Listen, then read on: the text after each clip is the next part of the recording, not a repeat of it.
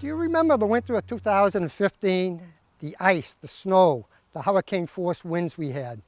One storm after another, the snow building up on your roof, the ice and everything else. Next comes the ice dams and you start having water coming into your house. Does this sound familiar? Are you one of the thousands of people that had ice damage, water coming into your house from last winter? Well, you're in the right place today. Today we're out on Farm Road in Medway at Chris and Margarita's house. And they're nice enough to have us out here today to take a look at the damage. Maybe we can help you with some of your problems. So let's go in and take a look and we'll show you around. Well, now we're inside with Chris and Margarita. Thank you very much for having us to your home and showing us all the damage that you had. I'm very sorry for your big loss here. But can you tell us what exactly happened here in the winter? You started having a little water coming in. What did we do? This was the old bucket brigade with a few towels, and I mean, what could possibly go wrong, right? Well, yes. it started over February vacation. We just heard little bits of dripping, and we left the buckets out in the kitchen. It was in the middle of the ceiling, and then as the week went on, the dripping was more profuse, and then got closer to the electrical, to the lamps. So we decided to call in an electrician to make sure that things needed to be turned off. And Did then you notify your insurance company yet? we didn't at the time. Okay. We happened to mention the trauma and the drama to Chris's parents, and my mother-in-law recommended that we call our insurance company because they might be able to help. Okay, and with how some did of that the work out costs. when you called the insurance company? It worked out really well. They sent someone out, Right away? an adjuster out within 3 or 4 days. He came through the whole house, pointed out things that he thought were damaged, and then the insurance company hired a water mitigation company to come out and do formal testing on all the walls and all the ceilings, and they found far more damage than our original adjuster had found. Okay. And Did they remove the snow from the roof?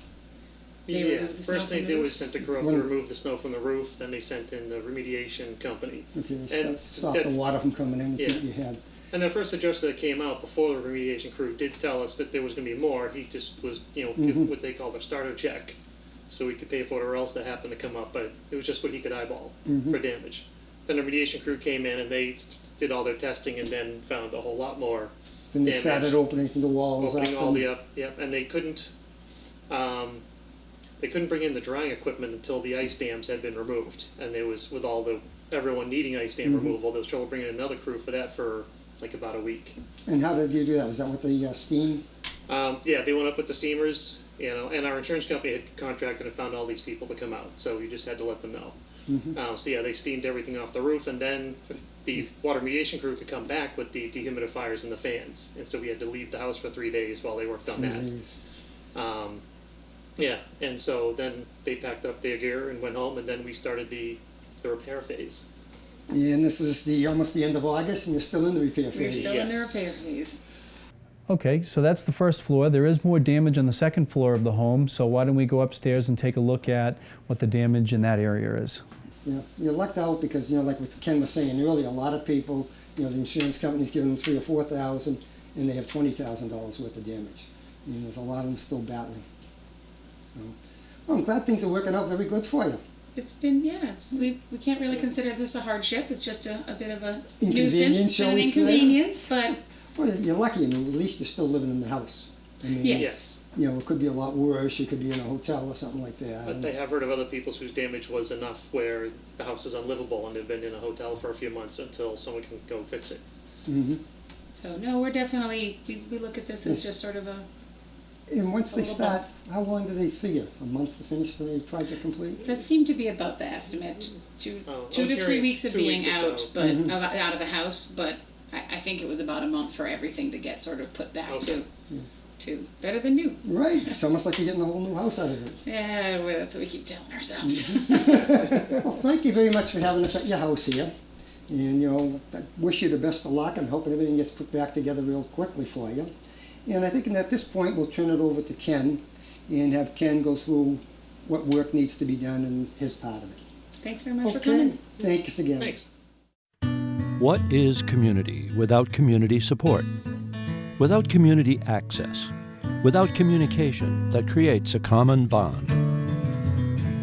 You can make community by making community TV.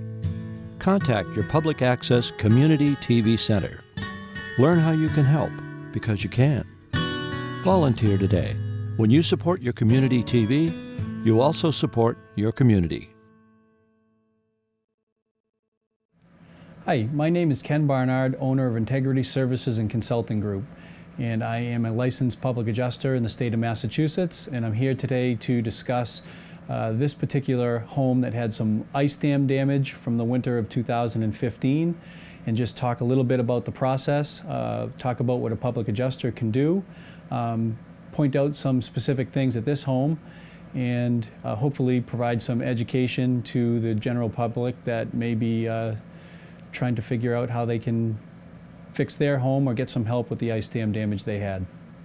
So the first thing that I wanted to point out is when you have ice dam damage, you should have a professional restoration company in to assess the damage and to take out the damaged areas of your home. So if we look over here in this window area, lots of folks had water pouring out of the windows, and they maybe put some towels, blankets down, did the best they could to keep up with the water. But this particular home had a professional restoration company come out who has the right equipment, who has the right experience and training, and they use moisture meters to identify the areas of the home that do need to come out. So we can see the ceiling has been cut here. We can see the wall above the window. The window trims and casings have been removed. If we slide the couch out a little bit, you can see that the damage sort of continues. What did the restoration company remove from the home? And what then, on the construction side, needs to go into repairing the home? How thick is the drywall, blue border plaster? Painting is affected. Trim is affected. Is the hardwood floor affected? Is the ceiling affected? What type of texture is in the ceiling? All these things go through my mind as I'm walking through a home that had some damage. And then, of course, with ice dams, they typically damage more than one room in the home. So as we flow from the TV room into the dining room and the kitchen, of course, we can see similar type damage in the dining room. Some things that go through my mind are the hardwood floors are contiguous, so if there's floor damage in this room, likely you need to continue any repairs into that room. Also, we can see in the kitchen here, ice dam damage here, water coming in the windows. The restoration crew, which is typical, comes and takes out the area that needs to be taken out. But in particular, we can see when this rolls into a construction project, there's a lot more work that will need to happen. The restoration crew's job is to stabilize the home, to get the home in a condition where the trauma has stopped and been remediated, but then on the construction side, there's a lot more variables to think about, such as the cabinets here obviously need to be detached and reset to continue the demolition here. You've got a tile backsplash area that probably will need to get repaired on the construction side. So there's a lot of variables that go into repairing a home after ice dam damage. Obviously this ceiling right here is continuous and it flows right into the living room area here. Can patches work? If patches cannot work, does this whole ceiling have to come down? Again, these are all the things that I think about from the public adjustment standpoint. Okay, so now we're on the second floor and we're entering one of the children's rooms here. And this is extremely typical of ice dam damage. It just affects a small portion of the room. But to the families that have their home affected, it's a big inconvenience. Because now that this small area of the room has been demoed and remediated by the professional mitigation company, there is a substantial amount of effort and energy to put this back together from the construction standpoint. I have kids myself, all of their belongings need to come out of the room to perform the construction work. So, again, to the homeowner that's had the ice dam damage, it may look like a small issue, but really in the totality of the energy that it's going to take to fix this, there's a lot more than meets the eye. And then again, this is the backyard facing wall of the home. So very common in ice dam damage is that we're going to see this window took on water. Similar to the damage that we saw downstairs and in the child's bedroom. Very symptomatic. Mitigation company came in, they took out what they needed to take out, and now the family is left with needing to go forward with the repair process. I think we're going to move down here to another bedroom, and again, very common with ice dam damage. Again, we're still facing the backyard, and all of the walls, you know, on this floor that face the backyard took in ice dam damage. So, you know, again, like we talked about downstairs, what's different about this room from the construction standpoint, from the adjustment standpoint? This room has wallpaper. Obviously, we've got ceilings affected. We've got walls affected. Is the insulation type in the ceiling different than the insulation type in the walls? All of these things, the adjusters for the insurance company, and if you need to hire a public adjuster, will be trapping this information, collecting this information to produce the adjustment report for your claim. What type of floors? Are the floors damaged? If they are, do they flow continuously into the hallway? In this case, yes, they do. We've got hardwood floors that pretty much flow continuously through the entire second floor. So those are the things going through my mind. As we make our way down to one of the other child bedrooms here, again, now we're looking at the wall that faces the front of the house. Again, ice dam damage, very typical with thousands and thousands of people here in Massachusetts experience this type of damage. And although only a portion of the room needed to be demoed and taken away, now we've got all these contents in the way. We've got to perform drywall, insulation, ceiling, walls, floor repair, baseboards. So more of the same, but just gives you a sense of how traumatic ice dam damage can be to the home. And then as we make our way over here to the last bedroom for some of the children, again, we have a window here with more of the same type of damage.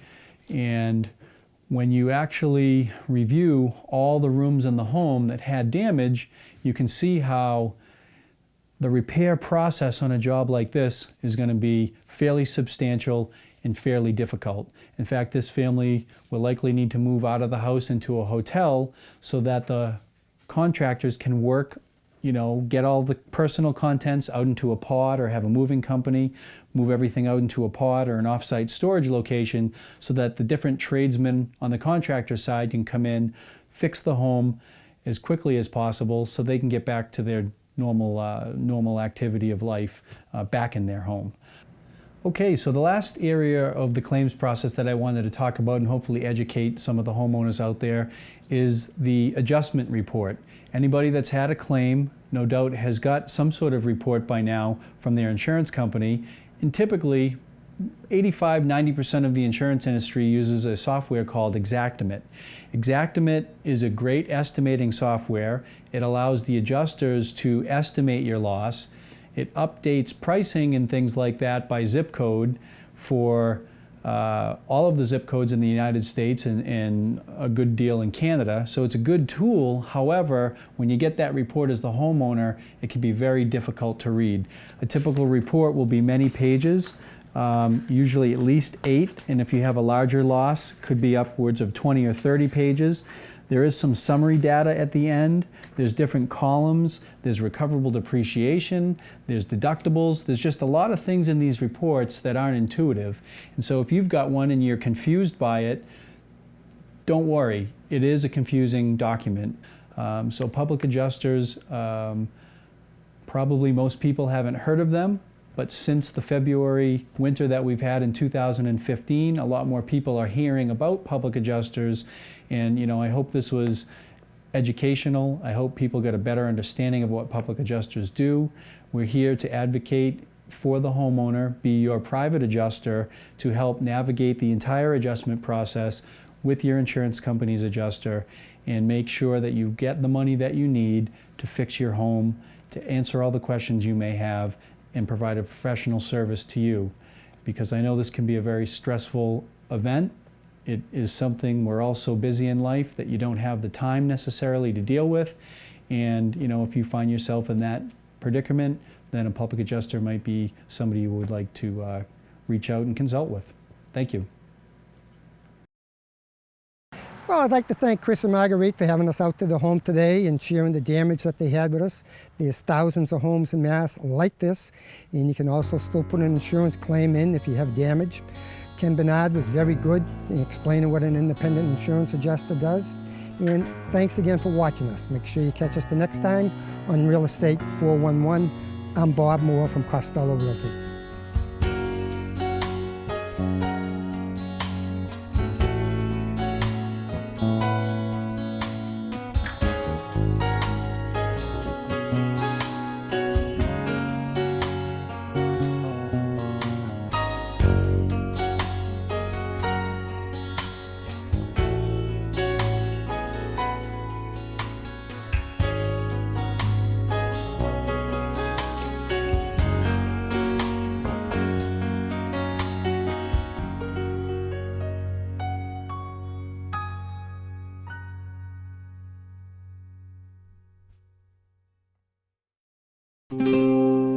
This program was made possible by your Franklin friends and neighbors, good folks just like you.